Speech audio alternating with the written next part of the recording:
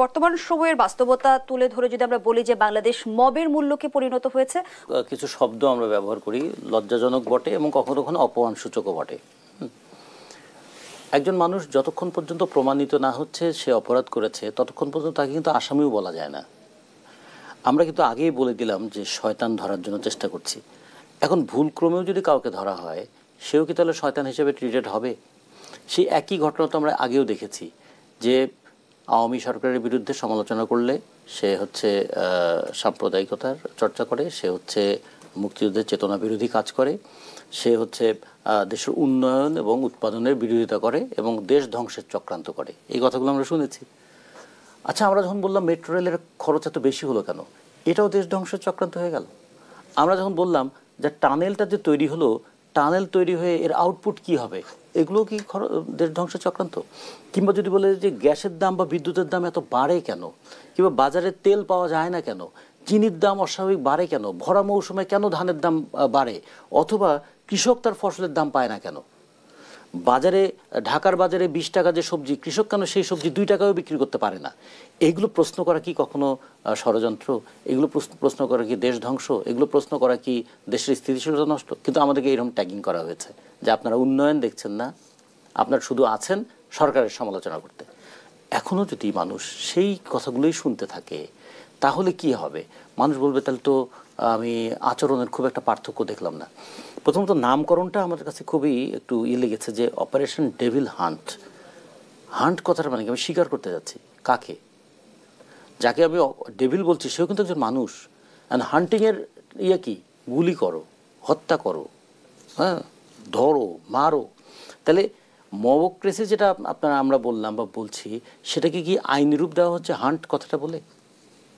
যে দে are the Hunter, মানে তারা শিকারী। কি শিকার করতে গিয়েছে? যদি এরকম হতো যে তারা অরাজকতা দূর করার জন্য একটা আমাদের বাহিনী সমস্ত দিক থেকে নেমেছে, সোসাইটিকেও একদিকে তারা যুক্ত করছে যে দেখুন এই অরাজকতা আলটিমেটলি দেশের অর্থনীতি নষ্ট করে, দেশের ভাবমূর্তিটাও নষ্ট করে, এবং সবচেয়ে বড় কথা আমাদের দেশের যে সামাজিক ভারসাম্য আছে সে ভারসাম্যটাও শেষ করে দেয়। যদি এই সমাজে নারীরা স্বাধীনভাবে পথ চলতে না পারে, যদি এই সমাজে আমাদের ধর্মীয় সংখ্যালঘুরা প্রতি মুহূর্তে আতঙ্কের মধ্যে থাকে, যদি এই সমাজে আদিবাসীরা তারা প্রতি মুহূর্তে পরবাসীর মতো ভাব নিয়ে থাকে, কিংবা এই দেশে কখনো কোনো একটা রাজনৈতিক চিন্তার কারণে প্রতি মুহূর্তে আতঙ্কিত হয়ে পথ চলতে হয়, তাহলে কি সমাজের স্বস্তিটা থাকে? এই কথাগুলো তো মানুষের কাছে নিয়ে যাওয়া দরকার। সেটা না করে আমি প্রতিপক্ষ বানিয়ে দিলাম যে each and every person may be treated as devil. কেন? আমার ইচ্ছার বিরুদ্ধে গিয়েছে বলে। তাহলে আমার ইচ্ছাই সব। তো এই জায়গায় আমার ইচ্ছাই যদি সব হয় তাহলে আমার তো স্বেচ্ছাচারী মন তৈরি হয়ে যাচ্ছে। এই জায়গায় আমরা মনে করি যে এর আগেও আমরা বহুবার শুনেছি এরকম কথাবার্তা, কিন্তু সেগুলোর ফলাফল খুব ভালো হয় নাই। অপারেশন ক্লিন হার্ট করতে গিয়েছিল, কিন্তু হার্টটা ক্লিন হয় নাই, কিছু মানুষের জীবন গিয়েছে। তো এইরকম যেন ঘটনা না ঘটে। আর প্রতি বিপ্লব বা ষড়যন্ত্র এই কথাগুলো তো দীর্ঘদিন ধরে শুনছি। বিপ্লবের পরে প্রতি বিপ্লব। আচ্ছা, এখন আমাদের দেশে দুটো ঘটনা আছে। একটা হচ্ছে যে আমরা 15ই আগস্ট দেখেছিলাম, তারপরে আবার 7ই নভেম্বরও দেখেছিলাম। তো এখন কোনটা বিপ্লব আর কোনটা প্রতি বিপ্লব এইভাবে কি দেখবো, নাকি দুটাই রাজনৈতিক ঘটনা? দুটারই একটা রাজনৈতিক কনসিকুয়েন্স আছে। এখন কোনোটাকে যদি বিপ্লব বলি আর কোনোটাকে প্রতি বিপ্লব বলি, তার মানে প্রতি মুহূর্তে কাউকে না কাউকে প্রতিপক্ষ বানানোর একটা চেষ্টা আমাদের আছে। এগুলো রাজনৈতিক ঘটনাকে রাজনৈতিকভাবে ব্যাখ্যা করার একটা চেষ্টা করা উচিত। আগে ট্যাগিং করে ফেলাটা উচিত না। ট্যাগ লাগানোর মনস্তত্ত্ব কিন্তু সবচেয়ে সস্তায় অন্যকে ঘায়েল করার একটা ব্যবস্থা। এইটা কিন্তু মানুষের গণতান্ত্রিক চেতনাটাকে নষ্ট করে। আমরা দেখতে চাই ইকোনমি অ্যান্ড ইমোশন, এই দুটোর মধ্যে কোনটাকে বেশি গুরুত্ব দেব। অর্থনীতিতে যদি ভঙ্গুর দশা থাকে, ইমোশন টিকে থাকে না। যেমন একসময় রোহিঙ্গাদেরকে পাওয়ার ব্যাপারে আমাদের দারুণ ইমোশন ছিল, সেই উত্তরবঙ্গের অভাবী মানুষরা পর্যন্ত কম্বল নিয়ে ছুটেছিল রোহিঙ্গাদেরকে দেওয়ার জন্য। কিন্তু আজকে 5-7 বছর পরে তারা বলল যে এই বোঝা আমরা কতদিন বহন করব। ইমোশনটা কিন্তু হারিয়ে গেল অর্থনৈতিক চাপের কাছে। ঠিক তেমনি যে পরিমাণ ইমোশন নিয়ে আমি একটা সরকারকে সমর্থন করি, যদি দেখা যায় যে সরকার বাজার নিয়ন্ত্রণ করতে পারছে না, সরকার চাকরির ব্যবস্থা করতে পারছে না, সরকার আইন শৃঙ্খলার অবনতি রোধ করতে পারছে না, এমনকি সুষ্ঠু অবাধ গ্রহণযোগ্য নির্বাচনের ব্যবস্থা করতে পারছে না, তখন কিন্তু এই ইমোশনটা থাকবে না। ইকোনমিক আঘাত, যেটা ইকোনমিক যে এক্সপ্লয়টেশন বলি অথবা করাপশন বলি, সেই দুটাই কিন্তু মানুষের চিন্তাকে তখন আবার আগের জায়গায় আর থাকতে দেবে না। চিন্তাটা আবার পাল্টে যাবে। ফলে মানুষের চিন্তাটা পাল্টায়, এইটা তো গণতন্ত্রের একটা ভিত্তি, যে আজকে আমি যাকে সমর্থন করেছি। বাংলাদেশে এই অন্তর্বর্তীকালীন সরকার প্রায় 187টি আন্দোলনের 187 বার ঢাকার রাস্তা বন্ধ হয়েছে। তার মানে 6 মাসের মধ্যে 2 দিন বাদে প্রত্যেক দিনই কিন্তু কোনো না কোনো দাবিতে কোনো না কোনো রাজপথ বন্ধ হয়েছে। এত দাবি কেন? এগুলো দাবি না, এগুলো কিন্তু প্রত্যাশা। এগুলো প্রত্যাশা ছিল যে শেখ হাসিনা সরকার পতনের পর তারা স্বাভাবিকভাবে তাদের যে অধিকার, সেই অধিকার ফিরে পাবে। প্রকারান্তে কিন্তু তারা পায়নি সেই অধিকার। আমরা দেখছি যে আজকে বাজারে আপনি বলছেন প্রত্যাশা, কিন্তু জনদুর্ভোগকে হাতিয়ার হিসেবে নিয়ে আসলে দাবি বাস্তবায়নের এক ধরনের চেষ্টা দেখছি। এটিকে আমি হাতিয়ার হিসেবে দেখছি না। পৃথিবীর সকল আন্দোলন মানে একটা মানি না, আমারটা মেনে নাও। সুতরাং সে একটা জিনিসের বিরোধিতা করতে গেলে আপনার কিন্তু আর একটা জিনিস মেনে নিতে হবে। এটি জনদুর্ভোগ। এই জনগণই তো তাদের সুবিধা আদায়ের জন্য রাস্তায় নেমেছে। তার মানে এটিকে দুর্ভোগ হিসেবে না দেখে আমি মনে করি এটি যৌক্তিক। যদি হয়, যতটুকু যৌক্তিক হয়, সেটি যদি সরকারের যারা দায়িত্বশীল তারা যদি আলোচনা করতেন এবং সমাধানের পথ খুঁজতেন, নিশ্চয়ই 187 বার রাজপথ বন্ধ হতো না। এবং আজকে যারা এই যে রতন ভাই বললেন যে প্রেস ক্লাবের সামনে পাদুকা শ্রমিকরা আন্দোলন করছেন, হ্যাঁ, এরকম চা বাগানের শ্রমিকরাও আন্দোলন করতে দেখেছি। আমরা দেখেছি যে দলিল লেখক সমিতি আন্দোলন করছেন, নানান সমিতি। এগুলো কিন্তু গত 15 বছর ধরে মানুষ বলতে পারেনি তাদের অধিকারের কথা। সেই 5 আগস্ট কিন্তু আমরা আমাদের অধিকার প্রতিষ্ঠা করবার জন্য একটি রাষ্ট্র পাবো বলে আমরা, আমাদের সন্তানেরা, আমাদের সহকর্মীরা প্রাণ দিয়েছে। সুতরাং আমরা 6 মাসে যেহেতু পাইনি বা পাবো কিনা এরকম কোনো নিশ্চয়তা এই সরকার দিতে পারছেন না। আর রাষ্ট্রের সাথে রাজনীতির একটা দারুণ সম্পর্ক আছে।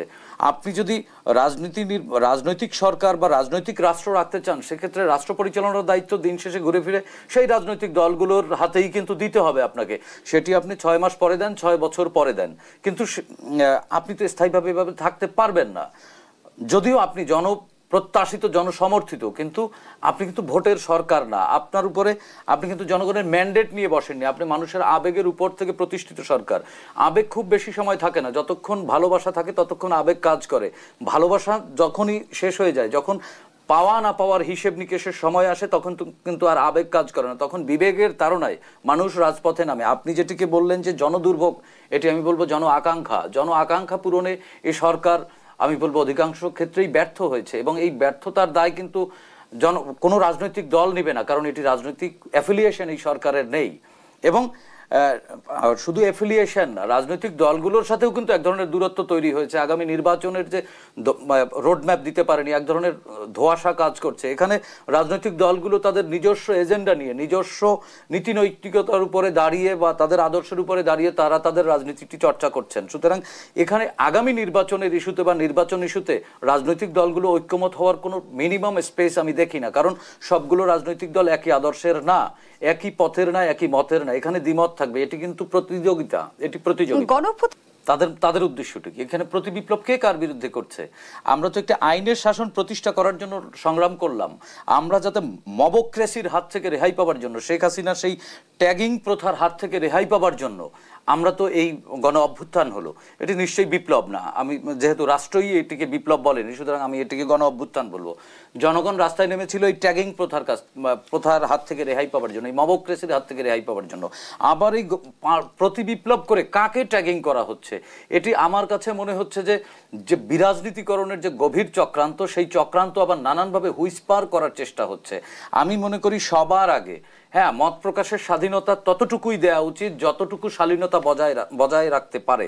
সামাজিক বিশৃঙ্খলা যাতে সৃষ্টি না হয়। সামাজিক গণমাধ্যমে আমরা এই গত কয়েকদিন ধরে দেখছি যে কেউ উস্কানি দেওয়ার চেষ্টা করছেন যে এই ভবন, সেই বাড়ি, অমুক অফিস, এই ব্যক্তি, এগুলো ঠিক না। বাংলাদেশে তো আইনের শাসন প্রতিষ্ঠা হবার কথা ছিল।